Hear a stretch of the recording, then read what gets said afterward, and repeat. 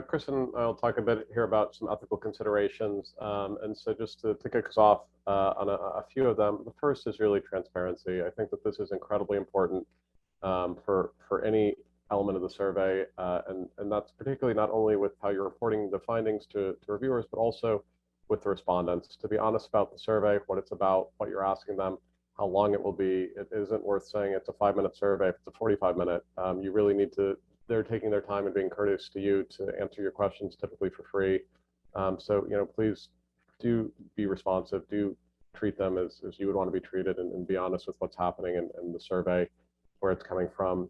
Also ensure that the respondents understand the purpose of the survey and how the data will be used, that they are fully cognizant. This is obviously covered in IRB, but I think a lot of times it's not necessarily as front and center with how this can be done. That basically it is important to make sure that they understand what their data will be used for, and also provide resources if they have concerns or questions. One of the things that we found helpful is that people do have questions that, thanks to mobile technology now, they can be shown the website, they can be shown for their barometer, say, that they can be shown that this exists, that there's a lot of people that these surveys have been done in the countries before, and we can use that as a way to kind of validate and address the concerns they have. They can see what that is, and that is useful. On the phone, this is much harder. In a way, we've offered them the ability, if they want to think about it, to give them some resource over the phone, to give them a call back later, set up an appointment if they want to investigate that more. So, but try your best to make sure that they understand and have resources, see ways that they can contact the team, or if they have other questions.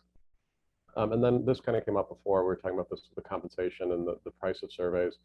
And one thing that is, at least we've really pushed for is to ensure fair compensation for the team carrying out the work. This is difficult work. This is putting people in situations that can be challenging. We, unfortunately, as Kristen was saying before, the local authorities have sometimes not respected the national government. They've put some of the people who've done our surveys face-to-face in jail temporarily. They've been released because they have the proper rights to do that, but there is a lot happening on the ground there. And this is really about a lot of for face-to-face, but also on the phone. It is a difficult job. I've been a telemarketer before. It's a really frustrating, challenging job, and it is frustrating when you get so many people hanging up on you, these challenges.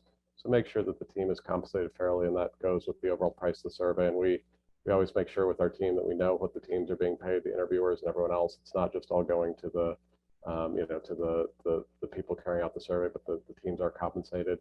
And then the work conditions are good. We typically will go and talk to the interviewers directly, make sure they're happy, try and get them away from the rest of the team. This is harder in a virtual environment, but certainly making sure that the interviewers are feel respected, feel that they understand what's important, and are treated as a real part of the research team is certainly central. So I'll turn over to Kristen for some additional thoughts.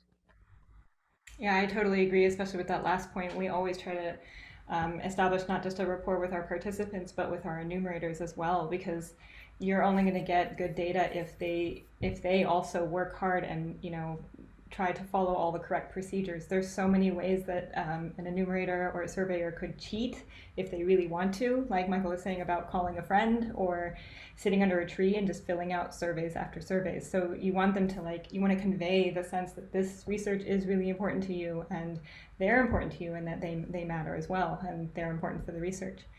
I think one of the biggest things with ethical considerations is practice empathy. So again, especially with this online or telephone format, it's really easy to be really distant from these people, and remember then that they are people and not just pawns that you can sort of move around and play with at will. That may sound harsh, but sometimes I see these proposals for experiments come across my desk that are just it's surprising how people forget this truth that, okay, if you think that this statement will prime anger or feelings of threat or getting people to remember violence, you now put yourself in that person's situation and remember then when they finish your survey, they go on to do other things. So if they're angry and then they go take it out on someone else, that's on you in your survey. Really think through if those are topics that things you're trying to do, what you're trying to do. if you really think it's, the benefits still outweigh the cost, then figure out ways to sort of diffuse the situation afterwards. I also strongly recommend, for example, with experiments, etc., to somewhere say this was a hypothetical situation, this was not real. You should have these sort of debriefs sort of programmed into your surveys. Again, we talked about where is the respondent answering, so you can reschedule if they're not in a situation where they would be comfortable. So be very cognizant of that. How the respondent perceives who you are. So what you really don't want is the respondent to perceive that like you're coming from some sort of development agency that could be, bringing, some of these places have, there's lots of big financial projects that are coming in, building new schools and paving roads, or helping the poor get access to food or other services. And these are life-changing things for people, and you really don't want to act or pretend that in some way you're affiliated with those initiatives if you're not, or that in some way if they respond to your survey that they will get access to those sorts of things. It can also obviously bias your results. So someone who really wants access to water might just start saying like, yeah, there's no water at all, nowhere, and that's maybe not actually true, but this person really wants to like increase their access or something. Experimental priming I just talked about, but answering sensitive questions and knowing the red lines, we've talked about this before. But also the red lines, really have to do with the country context. There are usually in every country certain things that you do not talk about. So, for example, usually when it's an autocracy, you are not allowed to talk about, especially the leader. So if that's a king or the president, any questions about that are going to make people very uncomfortable, and also will get probably your surveyors in trouble, in addition to your participants, for answering those sorts of things.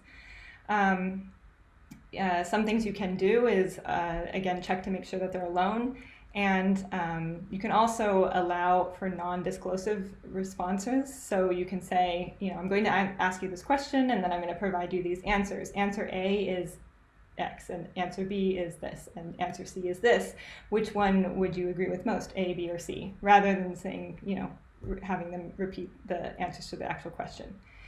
Avoid incriminating questions. That's an important one as well that comes up when you do surveys on sensitive topics like conflict. So, for example, you don't want to be the owner of a database that could incriminate someone. So, for example, if you're running a survey on the Islamic State, you definitely would not want to ask, have you, worked with the Islamic State in the past, which right now could get you thrown in jail in many countries. So if you collect that sort of information, you're opening yourself up to all sorts of trouble, including being contacted by courts and being asked to provide that data. And you're also, collecting data that can then have these really significant and negative effects on your participants. Also, it's much better to sacrifice sampling certain types of people or areas if it's going to be a problem for their safety. So it's much better, not to go into an area where active violence has just broken out, even if you feel like that area would be important to your study. Your reviewers will understand if you say there was active violence and I avoided that area. And you can also just be honest about how that might have changed your answers, but it's much better than putting people in harm's way. Prepare pre-analysis plans and have them reviewed. I think that's actually a really good idea. You can submit the pre-analysis plan often with your ethics approval application, and it should lay out things like, it will really get you to think through, okay, what is your main research question? How does the design look? And then what are your hypotheses? It gets you to think through, is the research worth pursuing? And is it actually answerable? And then I also present my pre-analysis plans often to working groups or places that are sort of lower pressure. So maybe not like a full conference, but there are a lot of working groups. Or I'll just even sometimes share with a colleague or a friend. So I'll say, you know, you can send me something of yours and I'll send you this, and if you could just give me feedback. And it's amazing the things that come out that you just don't see when you've read through an experimental prompt you know, 50 times, and there's just things that you now have put up blinders to that other people catch. So it's a really good idea. Obviously, there are GDPR for Europe and IRB protocols for the US, or other sorts of ethics board approvals that you should always seek to obtain before starting interviewing anyone. And those you can look up online. They have often very standard like consent procedures, etc., that you can learn from and incorporate into your survey. Make sure that there are overall options to opt out. So that's like at the beginning to say no. And then also for every question, actually, I include an option to skip the question or say I don't know. And I think that's really important. Links to additional information and contact Michael already went through, and also noting the storage of the data. So promising them anonymity and also, you know, actually maintaining that. So oftentimes we, for example, with face-to-face surveys, we can do GPS. And so we do actually collect these databases where you could go back and find the people. So that sort of violates anonymity. It does violate anonymity. So that data file has to be very, very secure, and you should have already, you know, protocols for who is going to be able to actually access that data set. And it should only be the, you know, the main researchers on the project or data analysts.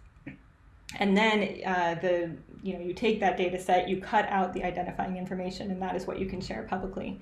And you also probably want to think through, I think GDPR, for example, has protocols about how long do you store the data, etc. And all of that should be said to the respondents as well, or at least provided to them in information somewhere.